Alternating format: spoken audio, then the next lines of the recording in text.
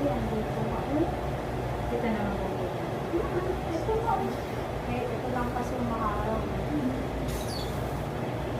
Walang sakit na niya. Ito, lista pa naman.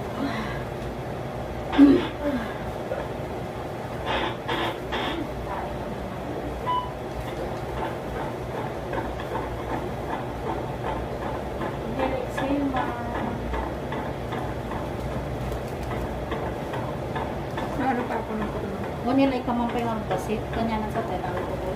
Sige. Yung hangin man muna. Ganun may pwersa. Yung hangin, hindi tutulog ng ilabas. Tapos 10 to 15 seconds. Iangat kunti yung puwet. Ayan. Sige ma'am. Sige, tulak mo na to. Mas kabaan pa. Maliit na. Sige ma'am, mas kabaan mo. Sige, tulak. 1, 2, 3, push. Tulak ma'am. Yan na. Yan na. Mali. Huwag may close yung hita mo ma'am. Palambutin mo. Hindi ko na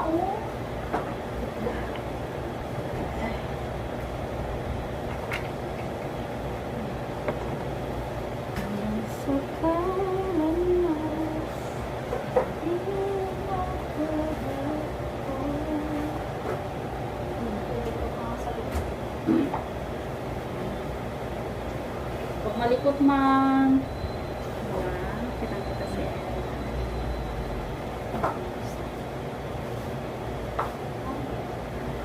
Marami ata may nangangarak lang na ako.